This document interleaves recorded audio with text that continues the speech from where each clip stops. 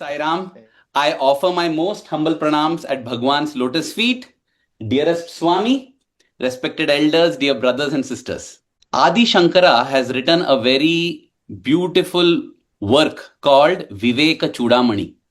In that, he describes three greatest blessings any life form can get. The first of them is Manushyatvam. Manushyatvam means human birth. The human birth is one of the greatest gifts that any one of us can get. Our Swami would say, Jantunam Narajanma Durlabham, meaning among all life forms, the greatest and luckiest is human being or man. I remember one very funny yet very poignant incident. I heard this from one of my seniors from Swami's college. This happened probably sometime in the 1990s. So Swami came and told everybody that he would give a very powerful mantra. So everybody was very excited. What is this powerful mantra? But Swami did not give it immediately. He said that he would visit the institute auditorium and there deliver his divine discourse and then share the mantra. So when will you come, Swami? When will you come to the university auditorium? So a date was also finalized and everyone was eagerly waiting for that date when they will get this great mantra. Now one small problem came up. Unlike Sai Kulwant Hall or Sai Ramesh Hall, the auditorium can seat only about 700 or 800 people. So only limited seats are there and everyone wants to be there because Swami is going to give the mantra, right? If you take the students themselves, university students, higher secondary school students, primary school students, they themselves will fill up more than the auditorium and even overflow. Then there are the teachers, the lecturers, the professors. Then there are staff working in the hospital, general hospital. So many of them are there. So it did not even reach the general devotees. Just for the students and staff themselves, there is not enough place in the auditorium. Everyone wants to get in, but everyone can't get in. So now they have to make some kind of rules. Who will be allowed, who will not be allowed. So they will say up to 10th standard children not allowed. After 10th grade allowed. Like this, they have to keep making rules so that not too many are there. About 700 or 800 alone are selected. Imagine how bad a 9th grade student will feel. He is just 1 year younger than the 10th grade, but he is not being allowed. He will be wondering what is there that 10th standard boy can understand which I cannot understand. I can also understand. Why am I not being allowed? But the rule is made on some basis, so that's it. There are only these selected people who will be attending that session. So those who got the chance to be there, they're considering their lifetime opportunity. They are all very eager. And finally that day came. So on that day, the whole auditorium was filled and Swami arrived and everybody is waiting with bated breath for Swami to begin his discourse and share this great mantra. So Swami began his discourse and he is speaking, but he is not sharing the mantra. He is giving a general discourse. So everybody is waiting. When will the mantra come? When will the mantra come? When will the mantra come? Half an hour is over, discourse, mantra is still not coming. So people are thinking, I hope Swami did not forget. And then Swami says, I know you're all waiting for the mantra. And yeah, everybody got up on their seat. Yes, yes, Swami. And then Swami said, so here is the mantra. Everybody is silent, bated breath, listening. This is going to be the greatest. And then Swami said, the mantra is, I am not animal. I am man. When everybody heard this, it was an anticlimax. They were disappointed. What is this mantra? I am not animal, I am man. We all know this. Swami, what Swami? You told mantra and this is what you're telling. They're thinking in the mind. You see, everything that Swami does has very deep meaning and significance. Swami had said that here is a mantra, if you're able to remember, it's the greatest thing. And then he had given this mantra, which means this is very great and very important. I am not an animal, I am a man. What is the meaning of this? Swami would say, just because we have the form of a human being, we are not human beings. He would say in Telugu, You should not be akara manava. Akara manava means man in form. He would say you have to be achara manava. Achara manava means human being in your actions and practices. So, though Adi Shankaracharya said that one great blessing is to get a human birth, just because we have human body, it doesn't mean we are humans. To be a human being, Swami would say, what is it that gives value to a human being? Swami would say, human being gets value when he has human value. So human values, a person, a man, a woman who has human values is a human being. Even if we don't have it, we should make efforts and attempts to practice human values. The human values of truth, right conduct, peace, love, and non-violence. If we don't practice these human values, we are not human beings. So, if we are having the human form and having this, determination that we want to practice human values, then we have got this first gift of Manushyatvam or human life. So that is the first great blessing that any being can get, human birth. Why is this human birth considered so special and a blessing? Because only human being has two capabilities which no other animal has. One is thinking about the future. You see, if you look at a lion, when it is hungry, it will hunt and eat. If it sees two deer, two animals, it won't hunt both of them. It won't hunt only one and keep. But what do? We won't buy rice only for today and tomorrow. We will buy 20 kg of rice so that the next 1 month we have enough food. That is because we plan, we can think about the future, what's going to happen in the future. Animals can't.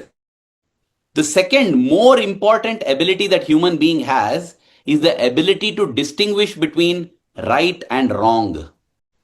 What is good, what is bad, what is dharma, what is adharma, what is right and what is wrong, because human beings have conscience, which other animals don't. And because of these two things, it is said that human birth is more valuable than any other animal or bird birth. In fact, not just animals. You know, in our Indian scriptures, we have devas and higher beings. These are like angels. It is said that even angels are not as lucky as human beings because only human beings have the ability to reach and attain God.